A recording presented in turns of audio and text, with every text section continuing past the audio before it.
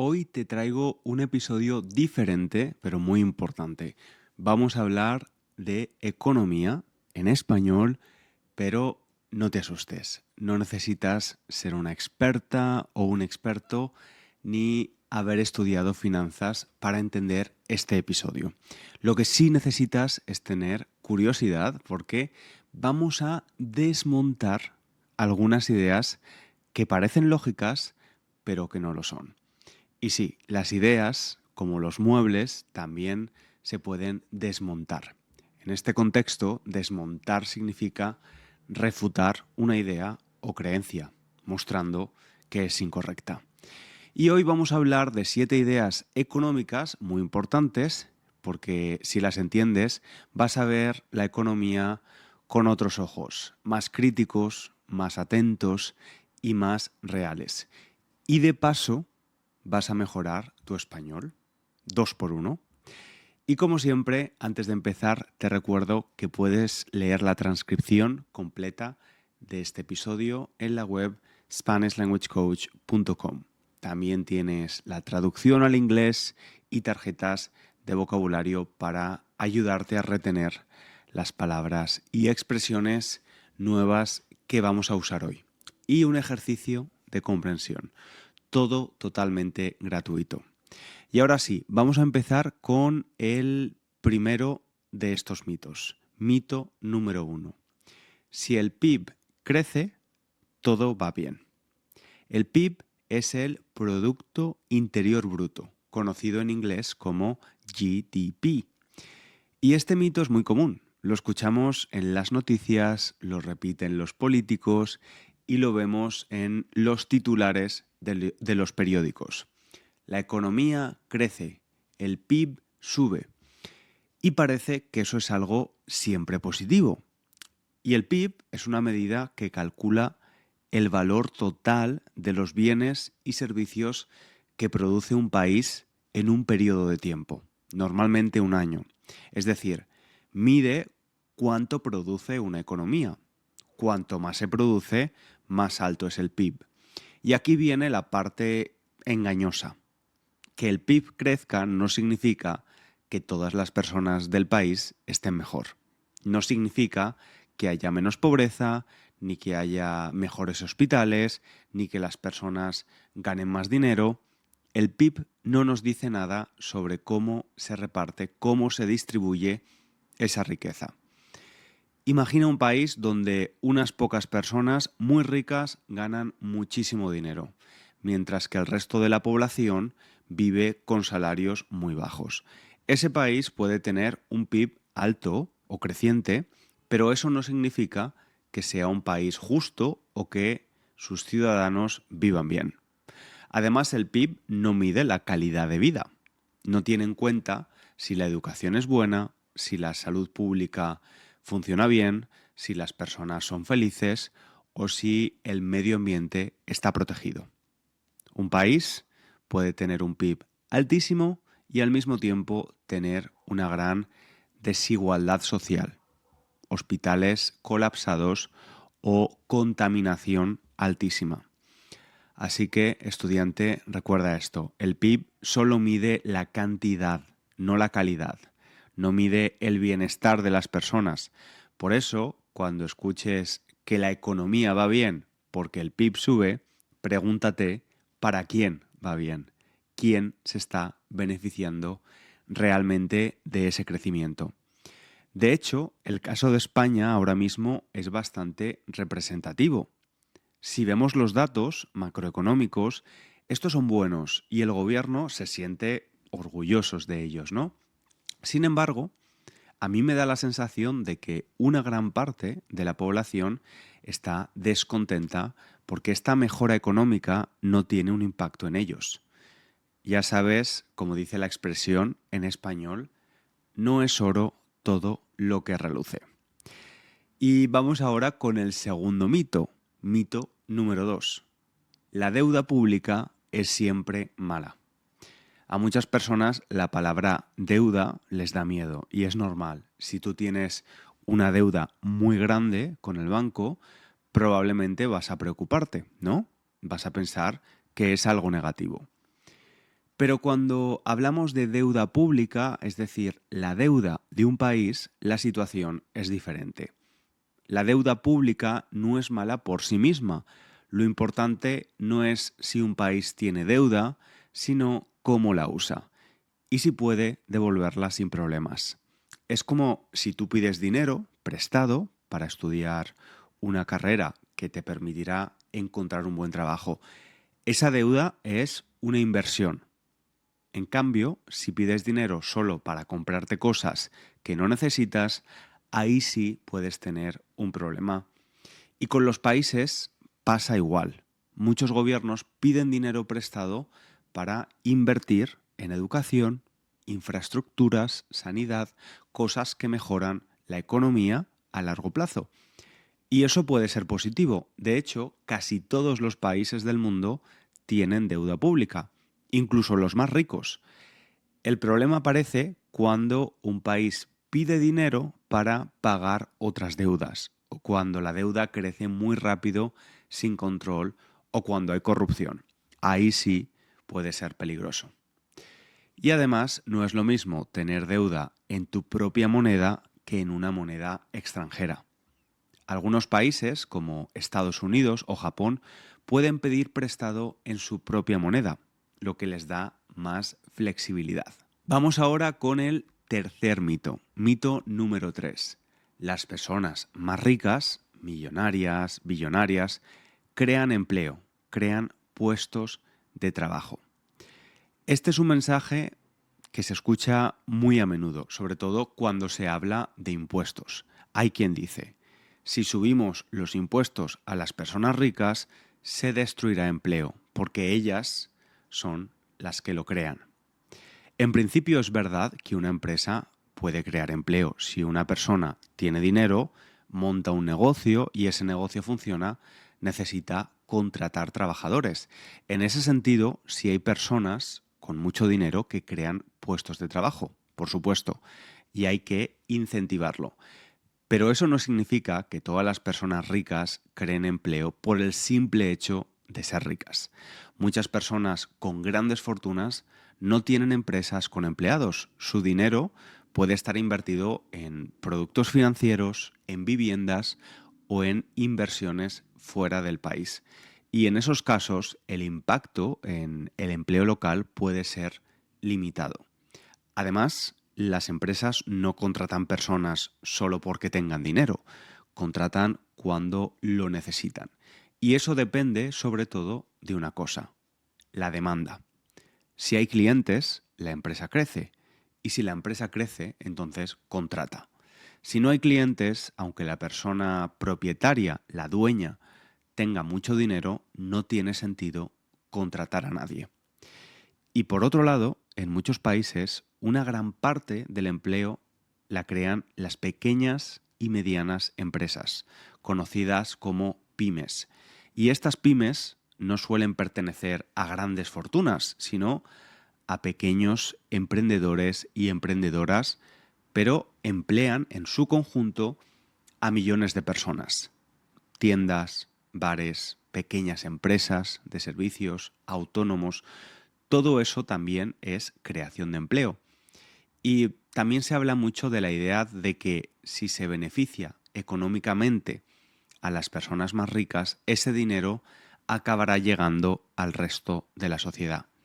A esto se le llama efecto goteo, ¿no? La teoría dice que si a los de arriba les va bien, ese bienestar bajará poco a poco al resto, como si fueran gotas de agua cayendo a la parte inferior. En la práctica, sin embargo, esto no siempre ocurre porque ese dinero no siempre se reinvierte en la economía local. Entonces, ¿quién crea empleo realmente? Pues más que las personas ricas en sí, lo que crea empleo es una economía activa. Empresas que venden, personas como tú y como yo que consumen, inversión productiva y un entorno estable que da confianza para crecer.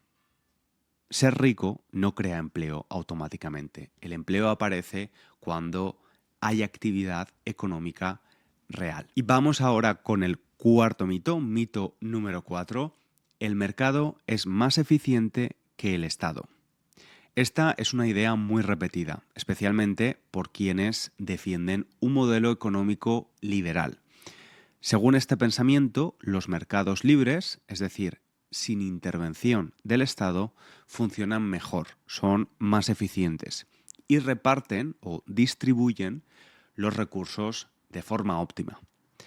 Pero la realidad es un poco más compleja. Primero, ¿qué es un mercado? Pues un mercado es simplemente el lugar donde se intercambian bienes, productos o servicios. Y puede ser físico, como un supermercado, o digital, como una tienda online.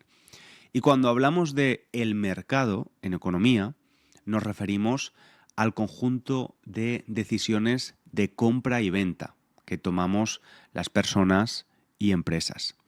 Y es verdad que los mercados pueden ser muy eficientes en ciertas cosas, por ejemplo, en producir y distribuir productos cuando hay competencia y buena información. Pero hay muchos casos en los que el mercado falla. A esto se le llama precisamente fallo de mercado. Un ejemplo claro, la sanidad. Si dejamos la salud completamente en manos del mercado, solo las personas con dinero tendrán acceso a médicos, hospitales o tratamientos. Las que no puedan pagarlo quedarán fuera o en una situación mucho más vulnerable. Y eso no es eficiente ni justo. Y otro ejemplo, el medio ambiente. Muchas empresas contaminan porque les sale más barato pagar una multa, una penalización económica, que cambiar su forma de producir. El mercado no tiene en cuenta el impacto ambiental si no hay leyes que lo regulen. El Estado, por tanto, cumple una función esencial: corregir esos fallos, garantizar servicios básicos, proteger a las personas más vulnerables y planificar a largo plazo cosas que el mercado no tiene en cuenta porque solo busca beneficios inmediatos. Tanto el Estado como el mercado pueden ser eficientes en contextos distintos, pero pensar que uno siempre es mejor que el otro es una simplificación muy peligrosa. Y ahora vamos con el quinto mito, que está un poco relacionado con otro que ya hemos visto. Mito número 5. Si suben los impuestos a los ricos, se irán del país. Esta es una frase que probablemente has escuchado alguna vez. Algunas personas afirman que si subimos los impuestos a los más ricos, estos cogerán su dinero y se marcharán a otro país con menos impuestos. Pero esta afirmación, aunque tiene lógica, a primera vista no es tan simple. Primero, cambiar de país no es tan fácil como parece. No es solo comprar un billete de avión, sino que implica cambiar de residencia fiscal, reorganizar negocios, vida familiar, amistades, idioma, estilo de vida. Y no todas las personas ricas están dispuestas a hacer eso solo para pagar un poco menos de impuestos. Y además los datos muestran que los movimientos masivos de personas ricas por motivos fiscales son en realidad muy poco frecuentes. Existen casos, sí, pero no son la norma. La mayoría de personas con alto patrimonio, con una alta riqueza, no se mudan cada vez que un gobierno sube los impuestos. Y otro punto importante, los países que tienen una buena calidad de vida, servicios públicos fuertes, seguridad jurídica, educación excelente, suelen atraer y mantener a personas con mucho dinero, incluso si los impuestos son más altos. Es el caso, por ejemplo, de países como Noruega, Suecia o Canadá. Y hay algo más. Bajar los impuestos a los más ricos con la esperanza de que se queden no garantiza nada. Puede que se queden, sí, pero eso no significa que ese dinero extra se invierta en el país o que se reparta de forma justa. Puede acabar en inversiones especulativas, en cuentas en el extranjero o simplemente acumulados sin generar beneficios para el conjunto de la sociedad. Por tanto, la idea de que si subimos los impuestos a los ricos se irán es un argumento que se usa muchas veces, pero los datos no confirman que sea una amenaza real a gran escala. Y como siempre, no se trata de extremos, no se trata de subir los impuestos sin medida ni de bajarlos para competir entre países, como si fueran empresas. Se trata de equilibrio, de justicia y de diseñar políticas basadas en datos, no en miedo. Vamos ahora con el sexto mito. Mito número 6. La inflación siempre es mala. Este mito es muy común porque la palabra inflación suele aparecer en las noticias como algo negativo. Y es cierto que una inflación muy alta y descontrolada puede ser un gran problema. Pero no toda la inflación es mala. De hecho, un poco de inflación es necesaria para que la economía funcione bien.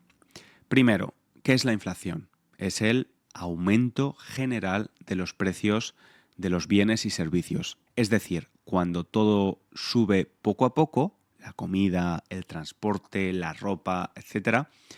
Si hoy un café cuesta 1,50 € y el año que viene cuesta 1,55 €, eso es inflación. Entonces, ¿por qué no es siempre mala?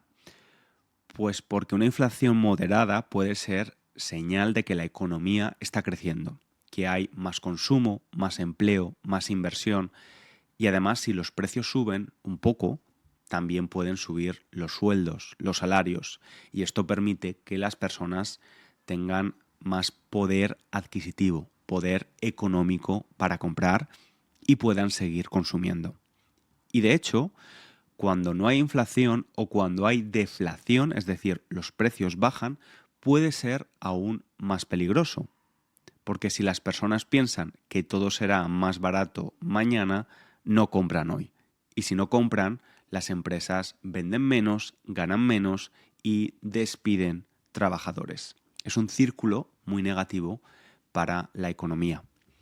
Y también es importante entender que no toda la inflación tiene la misma causa. A veces viene de un aumento de la demanda, las personas compran más, otras veces de un aumento de los costes, por ejemplo, si sube el precio de la energía, y otras veces viene por causas externas como una guerra o una pandemia. Y la clave no es eliminar la inflación, sino mantenerla en niveles moderados y controlados. Así que, estudiante, la próxima vez que oigas la palabra inflación, recuerda, no es el enemigo. Es como la sal en la comida, ¿no? Un poco es necesario, demasiada puede arruinar el plato. Vamos ahora con el último mito, mi favorito, mito número 7. El dinero es real. Y este es un mito un poco más filosófico, pero muy interesante. Muchas personas creen que el dinero tiene un valor real, como si fuera oro o plata, pero en realidad el dinero moderno no tiene valor por sí mismo. Es una construcción social, una especie de acuerdo colectivo. Piénsalo así, un billete de 50 € no vale nada si las personas no confían en que pueden usarlo para comprar cosas. El billete es solo un papel. No puedes comértelo, ni construir una casa con él, ni calentarte en invierno, y su valor depende completamente de la confianza. Antiguamente, el dinero estaba respaldado por oro, es decir, tú podías ir a un banco y cambiar tu billete por una cierta cantidad de oro. Pero eso se acabó hace ya muchas décadas. Y hoy en día, el dinero que usamos es lo que se llama dinero fiduciario, que viene de la palabra fe o confianza. Vale porque confiamos, creemos en que vale y porque el gobierno que lo emite lo respalda. Eso también se aplica al dinero digital. Cuando tú ves que tienes 500 € en tu cuenta bancaria, en realidad no hay ningún sitio donde esos billetes estén guardados físicamente. Es simplemente un número en una base de datos. Y funciona porque todos aceptamos jugar ese juego. Y esto no significa que el dinero sea una mentira, significa que es una herramienta muy poderosa, pero también muy frágil si se rompe la confianza. Por eso las crisis económicas pueden ser tan peligrosas, porque si las personas dejan de confiar en el sistema, todo puede venirse abajo muy rápido. Y espero que este episodio te haya ayudado a mirar la economía con una mirada más crítica y curiosa. Como ves, entender un poco más de estos temas puede ayudarte a no dejarte engañar por titulares o discursos simplificados.